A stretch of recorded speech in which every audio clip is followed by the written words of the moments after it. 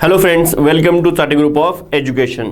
Last लेक्चरमध्ये आपण fundamental frequency, overtones, harmonics याच्याबद्दल इन्फॉर्मेशन घेतली होती, बरोबर आहे. मग याच्यामध्ये फंडामेंटल फ्रिक्वेन्सी म्हणजे काय थोडक्यात रिकॉल करूया आणि मग आपण आजच्या बीटकडे जाऊया.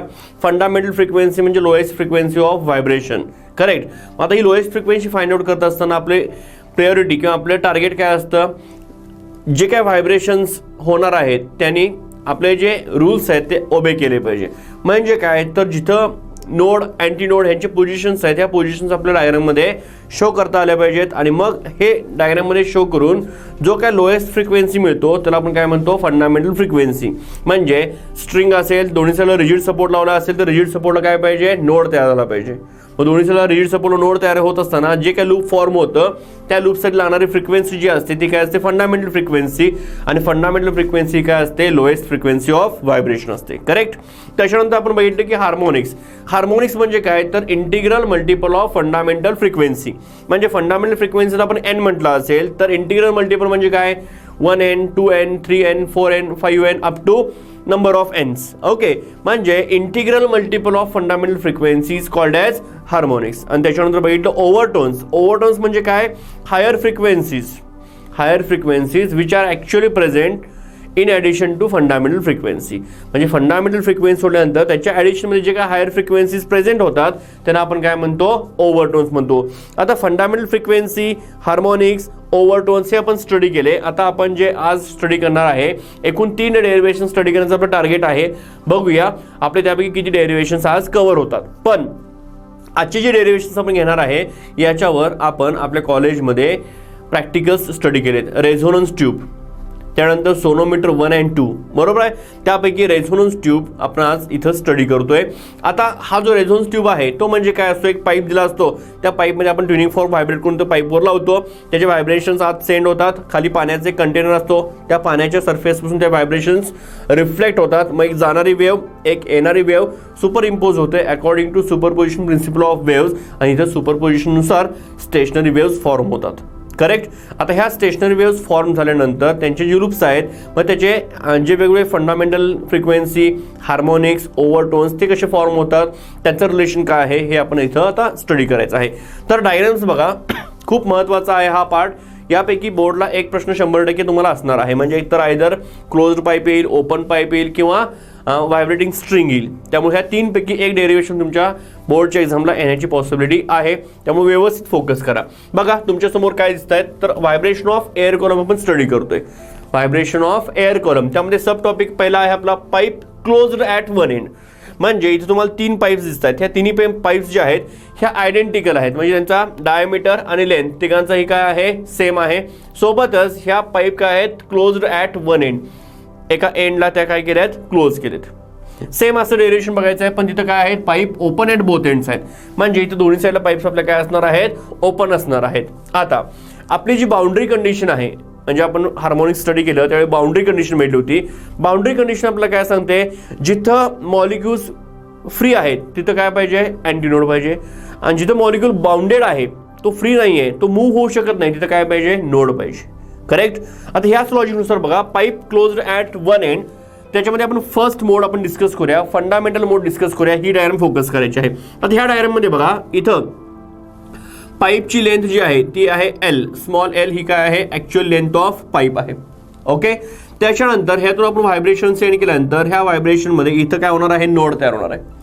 कारण हा पाईप काय आहे, एक एंडला क्लोज आहे. इथले जे नंबर ऑफ मॉलिक्युल्स आहेत किंवा इथला जो मॉलिक्युल आहे, this molecule is not free to migrate. हा फ्री होऊ शकत नाही किंवा हा मायग्रेट करू शकत नाही. Means this molecule is permanently at rest आहे. परमनंटली रेस्टला असेल तर इथं काय पाहिजे, नोड तयार झाला पाहिजे. इथला जो मॉलिक्यूल आहे इथं काय आहे, ओपन एंड आहे, म्हणजे इथला मॉलिक्यूल कुठेही मूव्ह होऊ शकतो, ओके. म्हणजे इथं काय तयार झाला पाहिजे, अँटीनोड तयार झाला पाहिजे. मग जिथं ओपन एंड आहे तिथं अँटीनोड, जिथं क्लोज आहे तिथं नोड. ह्या लॉजिकनुसार जर आपण बघितलं तर ह्या पाईपमध्ये हा तुमचा काय असणार आहे, फंडामेंटल फ्रिक्वेन्सी असणार आहे, म्हणजे लोएस्ट फ्रिक्वेन्सी ऑफ व्हायब्रेशन असणार आहे. आता इथं जर आपण ऑब्झर्व केलं, हे मी तुम्हाला लास्ट लेक्चरला पण देखील दाखवलेलं आहे. इथं जर आपण ऑब्झर्व केलं तर हा पूर्ण वेव्हचा हा काय आहे, 1/4 पार्ट आहे. म्हणजे पाईपच्या लेंथमध्ये ह्या पूर्ण वेव्हची किती लेंथ आहे, तर 1/4 लेंथ आहे. आता इथं पाईपच्या ओपन एंडला जर बघितलं तर at the exact open end आपला अँटीनोड फॉर्म होत नाही, कारण आपण एंड करेक्शन पण स्टडी केले आहे. Antinode is form little distance beyond the pipe, थोडासा वर तयार होतो. आता हे एंड करेक्शन आपण चेक केलंय, त्यामुळे हा अँटीनोड इथं न दाखवता मी थोडासा वर दाखवलाय, आणि हे थोडंसं डिस्टन्स म्हणजे काय असतं, एंड करेक्शन, जे आपण कालच्या लेक्चरला बघितलेलं आहे. आता हा एंड करेक्शनचा पार्ट, ही तुमच्या पाईपची लेंथ, हे दोन ऍड केले की आपल्याला काय मिळेल, total length of vibrating air column. Vibration of air column मध्ये total length of vibrating air column ती किती असणार आहे, एल. आता हा एल जो आहे हा या डायग्राममध्ये जर बघितलं तर तो किती आहे, इक्वल्स टू λ/4 आहे. म्हणजे इथं तुम्ही बघितला तर एल इज इक्वल्स टू काय आहे आपल्याकडे, λ/4 आहे. याचा अर्थ लॅम्बडा इज इक्वल्स टू काय येणार आहे, 4L येणार आहे. मग आपला formula V is equals to n lambda, correct. V is equals to n lambda. Instead of writing lambda we can write 4 times L, म्हणजे हे काय होईल, n इंटू 4 टाइम्स L, म्हणजेच 4NL हा झाला तुमचा velocity of wave in case of pipe closed at one end. Formula काय आला बघा, V is equals to 4NL. आता याच्यामध्ये जर तुम्ही थोडंसं बघितलं तर L हा रिप्लेस करू शकतो आपण 4N. म्हणजेच काय येणार आहे, L प्लस E हा तुमचा कोण झाला, V झाला. ओके, हे फॉर्म्युलेस फक्त स्टडी करा व्यवस्थित. V is equals to n lambda, correct. मग V is equals to 4 times n into L plus E हा झाला. याच्यामधून थोडंसं आपण इथे साईडला घेऊया, याच्यामधून जर आपण n चा फॉर्म्युला तर n इज इक्वल्स टू काय होणार आहे, V divided by 4 times L. ही तुमची कोण झाली, फंडामेंटल फ्रिक्वेन्सी. ही कोण आहे तुमची, फंडामेंटल फ्रिक्वेन्सी. यालाच आपण काय म्हणतो, फर्स्ट हार्मोनिक म्हणतो. महत्वाचं आहे बाळांनो, फंडामेंटल फ्रिक्वेन्सी म्हणजे कोण आहे, आपला फर्स्ट हार्मोनिक आहे. आणि in case of fundamental frequency how many nodes and antinodes are present, in case of pipe closed at one end in fundamental mode there is one node and one antinode. इथं काय आहे, एक node आहे आणि एक antinode आहे. एक node एक अँटीनोड. हे देखील तुम्हाला MCQ एक्झाममध्ये विचारतात की बाबा थर्ड हार्मोनिक असेल तर तिथे नोड आणि अँटीनोड किती आहेत, सेकंड ओव्हरटोन आहे तिथं नोड आणि अँटीनोड किती आहेत. तर अशा टाईपचे क्वेश्चन्स असतात. मी इथे 2 फॉर्म्युले तयार केले आहेत. यातला एक फॉर्म्युला जो आहे आपल्याला लागणार आहे, हाच टू बी कंटिन्यू आपण पुढे करणार आहे. म्हणजे हा आपला फंडामेंटल मोड किंवा फंडामेंटल फ्रिक्वेन्सी झाली, म्हणजे आपला हा फर्स्ट हार्मोनिक आहे. ओके, कालच्या लेक्चरमध्ये आपण हार्मोनिक्स आणि ओव्हरटोन स्टडी केले आहेत. त्यापैकी आपण आता जो चेक केला हा मिळाला आपला फंडामेंटल फ्रिक्वेन्सी मिळाला. आता हेच थोडंसं पुढच्या डायग्राममध्ये या. पुढच्या डायग्राममध्ये आल्यानंतर काय आहे, तर in addition to fundamental frequencies higher frequencies are present here. म्हणजे हा फंडामेंटल मोडच्या पुढचा मोड आहे, म्हणजे हा आपल्या ओव्हरटोनमध्ये जाणार आहे. मग हा फर्स्ट ओव्हरटोन आहे. कसा दाखवणार आहे बघा, याच्यामध्ये इथे तुम्ही बघितला तर हिची वेव्हची ही पूर्ण वेव्हचा हा 3/4 पार्ट आहे. 1/4 1/4 आणि 1/4. खूप काळजीपूर्वक ऑब्झर्व करा. ही जर वेव्ह अशी पूर्ण केली असती तर अशी काही झाली असती. म्हणजे ही एक पूर्ण वेव्ह आहे. त्याच्या आतमध्ये पाईपच्या आतमध्ये वेव्हचं किती पार्ट आहे, 3/4 पार्ट आहे. म्हणजे इथे लिहित असताना मी काय लिहिणार, 3 लॅम्बडा डिवाइड बाय 4 किंवा 3 λ1 डिवाइड बाय 4. मग या केसमध्ये L इज इक्वल्स टू काय लिहिणार आपण, 3 λ1 डिवाइड बाय 4. याचा अर्थ λ1 is equals to 4L divide by 3. Okay, again V is equals to n1 λ1, कारण की पाईप तीच आहे, मीडियम तेच आहे, म्हणजे वेलोसिटी ऑफ साऊंड काय राहणार आहे, सेम राहणार आहे. फक्त मोड ऑफ व्हायब्रेशन काय करतोय आपण, चेंज करतोय. मग n1 इज इक्वल्स टू काय होणार आहे, V divide by λ1. What is the value of λ1, 4L/3. ही पुटअप केला तर तुम्हाला मिळेल V divide by 4L divide by 3, म्हणजे 3 times V divide by 4L. n1 काय मिळाला, 3 times V divide by 4L. आता n1 is equals to 3 times V divide by 4L आहे, पण V/4L म्हणजे कोण आहे, V/4L म्हणजे n आहे. याचाच अर्थ इथं ह्या व्हायब्रेशनमध्ये आपण असं लिहू शकतो, थोडंसं इथं लिहितोय, n1 is equals to 3 times n. काय लिहिलं आपण, n1 is equals to 3 times n. मग n1 म्हणजे कोण झाला, फर्स्ट ओव्हरटोन, आणि 3 टाइम्स n म्हणजे कोण आहे, फंडामेंटल फ्रिक्वेन्सी आहे. आणि फंडामेंटल फ्रिक्वेन्सी हा थर्ड मल्टिप्लायर आहे. 3 हा कोण आहे, इंटिग्रल मल्टिपल. n म्हणजे कोण, फंडामेंटल फ्रिक्वेन्सी, आणि फंडामेंटल फ्रिक्वेन्सीचा इंटिग्रल मल्टिपल आपण काय म्हणतो, हार्मोनिक म्हणतो. करेक्ट. हा कोण झाला, तिसरा हार्मोनिक झाला. म्हणजे तुम्ही असं लिहू शकता की फर्स्ट ओव्हरटोन बरोबर थर्ड हार्मोनिक. काय लिहिणार आहात, फर्स्ट ओव्हरटोन बरोबर थर्ड हार्मोनिक. पहिला ओव्हरटोन म्हणजे काय आहे, तिसरा हार्मोनिक आहे. मग जर इथं बघितला, इथं फर्स्ट हार्मोनिक आहे, इथं सेकंड हार्मोनिक नाही तर थर्ड हार्मोनिक आहे. म्हणजे सेकंड हार्मोनिक इथं काय झालाय, मिसिंग आहे. सेकंड हार्मोनिक काय आहे, ॲब्सेंट आहे. म्हणजे integral multiple of fundamental frequency मधला जो सेकंड मल्टिप्लायर आहे 2n जो आहे तो इथं काय आहे, ॲब्सेंट आहे. याच्यावरून आपलं काय लक्षात येतं, तर in any case harmonics may be absent. Harmonic काय असू शकतात, ॲब्सेंट राहू शकतात, but overtones are never absent. म्हणजे जर डिफरन्स तुम्हाला विचारला what is the difference between harmonics and overtones, then you can say that harmonics may be absent in some cases but overtones never absent. मग आता इथं जर आपण नोड आणि अँटीनोड संख्या बघितली, नोड आणि अँटीनोड संख्या बघा, इथे किती आहेत, 2 नोड आहेत, 2 अँटीनोड आहेत. बरोबर आहे. इथं लिहितो शॉर्टमध्ये 2 नोड आणि 2 अँटीनोड. पहिल्या केसमध्ये काय होतं, 1 नोड 1 अँटीनोड, 2 नोड 2 अँटीनोड. आता थोडंसं इथं जाऊया. हा पार्ट मी थोडंसं रफ करतो कारण की थोडंसं बोर्डचं आपलं इथं लिमिटेशन्स आहेत. इथं जे लिहिलं होतं ते मी इथं बसवतो. शॉर्टमध्ये लिहितोय n1 is equals to 3n, म्हणजे फर्स्ट ओव्हरटोन बरोबर थर्ड हार्मोनिक. फर्स्ट ओव्हरटोन बरोबर थर्ड हार्मोनिक. आता इथं या, पूर्ण वेव जर बघितली, पूर्ण वेव, तर 1/4 1/4 1/4 1/4 1/4 5 वेळा 1/4 आहे. म्हणजे हा इथंपर्यंत एक वेव पूर्ण झालाय बघा, इथंपर्यंत एक वेव पूर्ण झालाय. त्याच्या पुढं अजून काय आहे, 1/4 वेव आहे, कारण हा पुढं असा कंटिन्यू होईल आणि असा जाऊन इथं वरती येईल. म्हणजे इथं काय आहे, पूर्ण एक वेव आणि दुसऱ्या वेवचा 1/4 पार्ट आहे. म्हणजे इथं 1 2 3 4 5 टाइम्स 1/4 पार्ट आहे. म्हणजे 5 λ2 डिवाइड बाय 4 येणार. म्हणजे इथं झालं L is equals to 5 λ2 divide by 4 असेल तर λ2 इज इक्वल्स टू काय होणार, 4L डिवाइड बाय 5 होणार. अगेन मग आपण v is equals to n1 λ1 च्या बदली v is equals to n2 λ2 केला तर n2 is equals to v divide by λ2. म्हणजेच v डिवाइड बाय λ2 म्हणजे कोण आहे, 4L अपॉन 5 आहे. 4L अपॉन 5 आहे, याचा अर्थ 5 into bracket v divide by 4L is equals to n2. याचा अर्थ n2 is equals to 5 times n. n2 म्हणजे काय झाला, 5 टाइम्स n झाला. n2 म्हणजे कोण आहे, सेकंड ओव्हरटोन आहे. बरोबर. फिफ्थ काय झाला, हार्मोनिक झाला. n2 कोण आहे, सेकंड ओव्हरटोन. बरोबर. Fifth harmonic. म्हणजे fundamental frequency n is equals to v upon 4L. First overtone is equals to 3 times n. Second overtone बरोबर 5 टाइम्स n, म्हणजे फिफ्थ हार्मोनिक. याच्यावरून काय लक्षात आलं बघा, पहिला ओव्हरटोन तिसरा हार्मोनिक, दुसरा ओव्हरटोन पाचवा हार्मोनिक.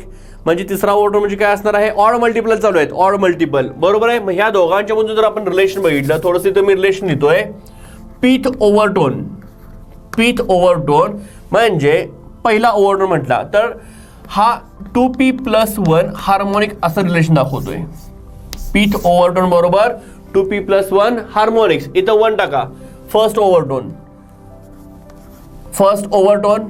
बरोबर आहे.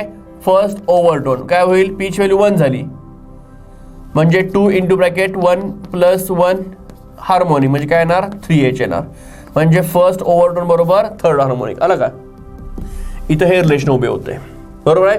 सोबतच इथं node node node antinode antinode antinode. म्हणजे इथं काय झाले, 3 नोड 3 अँटीनोड. बघा हे सगळे म्हणजे खूप मी असं कॉम्प्लेक्स देतोय तुम्हाला इथं हे, जेणेकरून हा सगळा डेटा तुम्हाला कुठे MCQ मध्ये कुठे थेरी क्वेश्चनमध्ये हा उपयोगी पडणार आहे. असे पूर्ण आर्टिकल आहे. पाईप क्लोज्ड ॲट वन एंडमध्ये हे फॉर्म्युले जे आपण प्रूव्ह केले आहेत हे तुमच्या व्यवस्थित लक्षात आले असतील. याच्यानुसार मी तुम्हाला जर विचारलं की पीथ ओव्हरटोनच्या मध्ये कुठलाही नंबर टाकू दे मी. बघा पीथ ओव्हरटोन पहिल्या ओव्हरटोनमध्ये काय होतं, 2-2 होतं, 2 नोड 2 अँटीनोड. दुसऱ्या ओव्हरटोनमध्ये काय होतं, 3-3 होतं. म्हणजे मी असं म्हटलं की 7वा ओव्हरटोन, 7th ओव्हरटोन तर काय येणार, 7 × 2 14 +1 म्हणजे काय येणार, 15th हार्मोनिक येणार. 7वा ओव्हरटोन म्हणजे काय, 15 हार्मोनिक. मग पहिल्या ओव्हरटोनमध्ये 2-2 आहे, दुसऱ्यामध्ये 3-3 आहे, तर 7व्यात काय असणार आहे, 8-8 म्हणजे 8 नोड आणि 8 अँटीनोड. असं देखील त्यामध्ये लॉजिक तुम्ही लावू शकता. म्हणजे डायरेक्ट तुम्हाला MCQ मध्ये प्रश्न विचारला की बाबा in case of pipe closed at one end in 7th overtones how many nodes and antinodes are present, तर तुम्ही इथे हे लॉजिक लावू शकता. काही डायग्राम काढायची गरज नाही, काही नाही. म्हणजे हे लॉजिक फक्त माहीत पाहिजे की बाबा फर्स्ट हार्मोनिक म्हणजे फंडामेंटल फ्रिक्वेन्सी, फर्स्ट ओव्हरटोन म्हणजे pipe in case of closed pipe और पाईप क्लोज्ड ॲट वन एंडमध्ये फर्स्ट ओव्हरटोन म्हणजे थर्ड हार्मोनिक असतो, सेकंड ओव्हरटोन म्हणजे फिफ्थ हार्मोनिक असतो, म्हणजे पीथ ओव्हरटोन म्हणजे 2p+1 काय असतो, हार्मोनिक असतो. मग याच्यानुसार आपण जर लॉजिक डेव्हलप केलं तर हे लॉजिक या फॉर्म्युल्यामध्ये बसतं आणि हा फॉर्म्युला जर तुमच्या लक्षात राहिला तर तुम्ही इझिली ते डेरिव्हेशन इथं सॉल्व्ह करू शकता. कुठलाही एमसीक्यू जो आहे तो तुम्ही इथं सॉल्व्ह करू शकताय. ओके, आता नेक्स्ट बघूया pipe open at both ends. Okay, pipe close at one end झाला. पाईप ओपन ॲट बोथ एंड्समध्ये बघा इथं पाईप ओपन आहे. हे थोडंसं मी मागे जे मार्किंग केलं आहे किंवा लाईन्स जे ड्रॉ केले आहेत हे आपल्या रेफरन्ससाठी आहेत. म्हणजे एक काळजी घ्यायची की सगळे नोड अँड टोनचे पॉईंट जे आहेत ते एका व्हर्टिकल लाईनमध्ये आले पाहिजे. मी जर डायग्राम तुम्ही बघितल्या तर सगळे नोड अँड टोनचे पॉईंट्स बघा एका व्हर्टिकल लाईन्समध्ये आहेत. हे फेंट ड्रॉ करायचे आपल्या रेफरन्ससाठी आहेत. म्हणून डायग्राम पेपरला जे ड्रॉ करणार आहात आणि ह्या पूर्ण आर्टिकलमध्ये महत्त्वाचं काय म्हटलं तुम्ही, जर मला असं विचारलं महत्त्वाचं यातलं काय तर मेन डायग्राम्सच आहेत. जर डायग्राम चुकल्या तर पुढचं लूप्स चुकणार, म्हणजे लूप्स मेजरमेंटला चुकणार, मेजरमेंटला लूप्स चुकले की हे ह्या व्हॅल्यूज चुकणार, ह्या व्हॅल्यूज चुकले ऑटोमॅटिक हे खालच्या व्हॅल्यूज चुकणार. त्यामुळं बऱ्याच विद्यार्थ्यांचे ह्या डायग्राम्स चुकतात आणि हे कायम लक्षात ठेवायचे की व्हर्टिकल रेफरन्स लाईन आपल्याला ड्रॉ करायचे आहे जेणेकरून हे नोडवाले पॉईंट्स सगळे एका लाईनला, नोड अँड टोन एका पॉईंटला दिसले पाहिजेत. कसे डायग्राम्स एकदम सिमेट्रिक वाटल्या पाहिजेत. ओके, कसे ड्रॉ करायचे नाहीत. पाईप पण ड्रॉ करताना खूप नॅरो पण करायची नाही, खूप वाईड पण करायची नाही. जे आपले लूप्स आहेत म्हणजे लेंथ आणि विड्थ हे तो थोडंसं प्रोपोर्शन तुम्ही तिथं सांभाळायचं आहे. आता बघा पाईप दोन्ही साईडला ओपन आहे. बघाप्रमाणेच पाईपची लेंथ आहे एल, वरती ई खाली ई, म्हणजे दोन्ही साईडला काय होणार आहे ई आणि ई ह्या दोन साईडला एंड करेक्शन ॲड होणार कारण की पाईप दोन्ही साईडला ओपन एंडला आहे. दोन्ही साईडला ओपन एंड असल्यामुळे काय होणार आहे अँटोन थोडासा वर शिफ्ट होणार, अँटोन थोडासा इकडे खाली शिफ्ट होणार आहे. म्हणजे in case of pipe open at both ends आपण अर्लियर डिस्कस केले की एंड करेक्शन काय होते 2 टाइम्स ई होते. मग इथं जो एल आहे म्हणजे length of vibrating air column याच्यामध्ये एल प्लस काय करावं लागेल आपला 2 टाइम्स ई करावा लागेल. आता ह्याच्यामधला फंडामेंटल मोड हे आपण काल थोडंसं बघितलेलंच आहे. फंडामेंटल मोडमध्ये आपण काय म्हणणार ओपन एंडला आमचा अँटीनोड पाहिजे, बाउंड्री कंडिशन आहे, यस सॅटिस्फाय केले आहे. आणि मग लूप जर फॉर्म केलं हे लूप कसं असणार आहे असं येणार आहे. आता हे लूप अजून इथं पुढं एवढं वाढतंय आणि मागे इतकं वाढतंय म्हणजे ही एक वेव्ह पूर्ण करण्यासाठी, म्हणजे अजून पुढं 1/4 पार्ट मिसिंग आहे आणि मागचा 1/4 पार्ट मिसिंग आहे. याचा अर्थ मधला हाफ पार्ट इथं प्रेझेंट आहे. म्हणजे इथं एल इज इक्वल्स लिहिताना आपण काय लिहिणार λ/2 लिहिणार. एल इज इक्वल्स टू λ/2 असेल तर λ इज इक्वल्स टू काय होणार 2 टाइम्स एल होणार. Lambda is equals to 2 times L असेल तर formula V is equals to N lambda.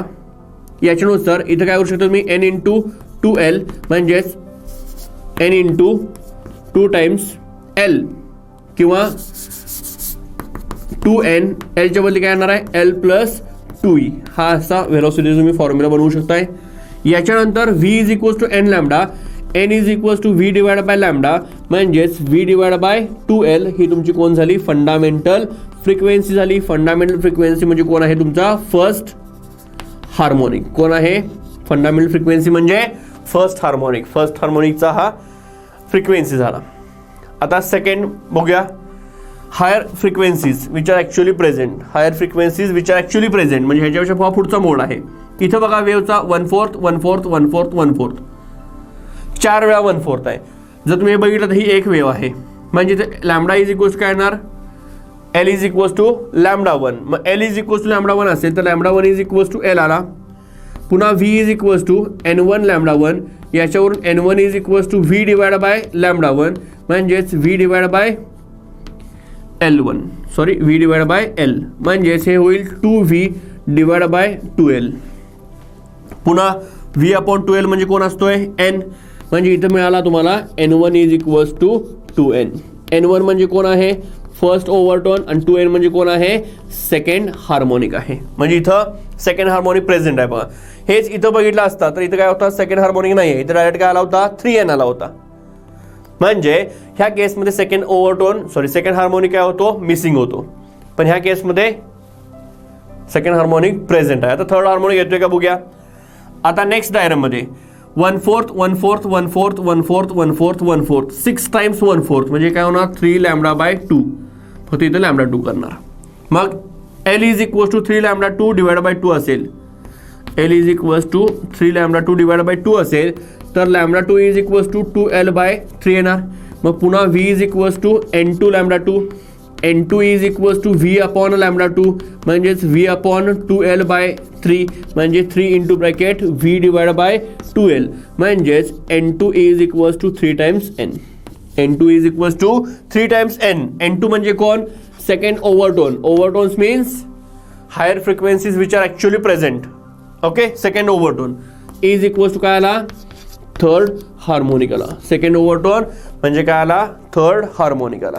ठीक आहे, म्हणजे इथं 1N पण आहे, 2N आहे, 3N आहे. म्हणजे in case of pipe open at both ends all harmonics are present.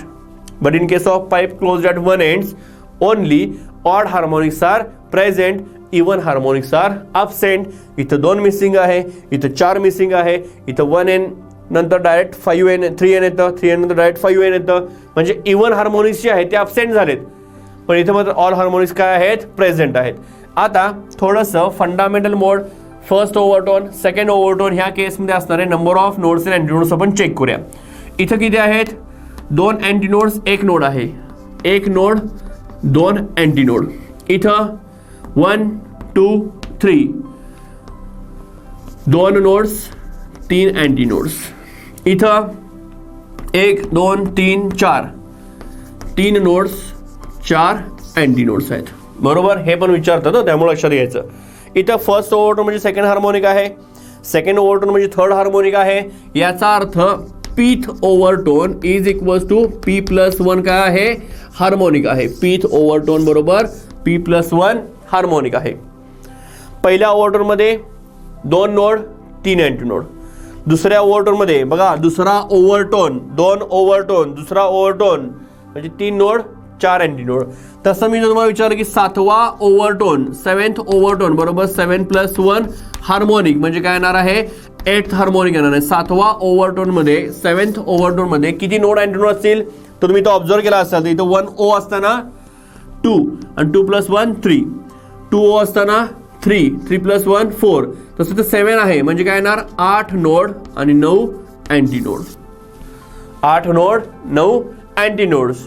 This is the relation between nodes and antinodes. So this is the relation between harmonics and overtones. आणि प्रत्येक ओव्हरटोनमध्ये असणारे nodes आणि अँटीनोड्स संख्या आपण अशी find out करू शकतोय. तर आताचं जे आपण दोन्ही बीट्स बघितलेले आहेत, ह्या दोन्हीपैकी किंवा हे अजून एक डेरिवेशन आहे याच्यामध्ये स्ट्रिंगचं, आणि त्याच्यासोबत लॉज ऑफ व्हायब्रेटिंग स्ट्रिंग आहे, त्यामुळे ते कदाचित मी ते उद्याच घेईन. आजच्या लेक्चरमध्ये आपण जे बीट घेतलेलं आहे त्याच्यामध्ये काय आहे? पाईप क्लोज्ड ॲट वन एंडचे व्हायब्रेटिंग एअर कॉलमचे डिफरंट मोड्स आहेत. कन्क्लुजन करूया आता. त्याच्यामध्ये fundamental frequency, first overtone, second overtone. Overtone कधीही अब्सेंट राहत नाहीत, कारण की ओव्हरटोनच्या डेफिनेशनमध्ये सांगितलेलं आहे the higher frequencies which are actually present, the higher frequencies which are actually present in addition to fundamental frequency. ही प्रेझेंट आहेत म्हणून तर आलेत. ओके. त्याच्यानंतर in case of first overtone, in case of first overtone we get third harmonic. In case of second overtone we get fifth harmonic. Means in case of pipe closed at one end even harmonics are absent, and relation between overtone and harmonic is pth overtone is 2p+1 harmonic. Okay, and then you can find the number of nodes and antinodes. Formula इथं n is equals to V/4L आहे. याच्यावर आपण resonance ट्यूबचा जो explain केला तो याच्यावर आहे, कारण आपण पाईप पाण्यामध्ये डीप करतो. पाण्यात पाईप डीप केल्यानंतर पाण्याचा एक सरफेस खाली आला, त्यामुळे पाईप काय झाली? एक साईडला क्लोज झाली, आणि त्यामुळे रेझोनन्स ट्यूबचा जो आर्टिकल आहे त्याच्यामध्ये आपण हा फॉर्म्युला यूज करतो. बाबा V is equals to 4NL. हा इथं ना V is equals to 4NL, आणि ह्याच्यावर आपण velocity of sound in air find out केली आहे, आणि त्याचं उत्तर जवळपास 330 ते 340 मध्ये आलं आपलं. तुम्ही एक्झामला, प्रॅक्टिकल एक्झामला किंवा प्रॅक्टिकलला जेव्हा आला होता तेव्हा आपण रेझोनन्स ट्यूबचा जो एक्सप्लेन केला आहे तो याच्यावर बेस्ड आहे. Pipe closed at one end. ठीक आहे. दुसरा आहे pipe open at both ends. याच्यामध्ये fundamental frequency, first harmonic, first overtone, second harmonic, second overtone, third harmonic, means pth overtone बरोबर P+1 हार्मोनिक्स. ह्या केसमध्ये all harmonics are present even harmonics as well as odd harmonics. Okay, आणि relation nodes and end तुम्हाला मी इथे दिलेलं आहे. तर अशा पद्धतीनं ह्या दोन डेरिवेशनचा आजचं तुमचं होमवर्क असणं, हे दोन्ही पण आर्टिकल जे आहेत हे डायग्राम, त्याच्या खालचं हे mathematical part, diagram mathematical part असा तुम्ही याचे 3 सेट आणि ह्याचे 3 सेट बनवायचे आहेत, कारण ह्या डायग्रामची प्रॅक्टिस होणं गरजेचं आहे. ओके, जर तुम्ही ऑफलाईनमध्ये असता मी आणखीन जास्त वेळा करायला सांगितलं असतं, पण ऑनलाईनमध्ये आहात त्यामुळे तुम्ही आता हे तिन्ही डेरिवेशनचं 3 रिपिटेशन्स करायचे. प्रत्येक पार्ट हा 3 वेळा रिपीट होईल. ओके, एंडचा 3 वेळा, ओपन एंडचा 3 वेळा, हा तुमचा आजच्या बीटचा होमवर्क असणार आहे. उद्याच्या लेक्चरला आपण स्ट्रिंगचं डेरिवेशन बघूया, कारण त्या स्ट्रिंगच्या डेरिवेशन सोबत काही रूल्स आहेत किंवा काही लॉज ऑफ व्हायब्रेटिंग स्ट्रिंग म्हणून एक आर्टिकल आहे, लॉज ऑफ व्हायब्रेटिंग स्ट्रिंग. त्याच्यामध्ये मग डेन्सिटी व्हेरिएशन इंट्रोड्यूस करायचं आहे, इलास्टिसिटी इंट्रोड्यूस करायची, त्यामुळे ते बीट थोडंसं काय म्हणून आपण एक्सटेंड होईल. त्यामुळे आजचं बीट आपण इथं थांबवतोय, आज आपण इथं थांबतोय. आजचं बीट मात्र व्यवस्थित रिकॉल करा, पाटी पेन्सिल घेऊन त्याची प्रॅक्टिस करा, रफ नोट बघून प्रॅक्टिस करा, डायग्राम जमल्या पाहिजेत. आणि ह्याच्यामध्ये काय डाऊट्स आहेत तर मला कॉन्टॅक्ट करा. आज आपण थांबूया इथं. Thank you very much.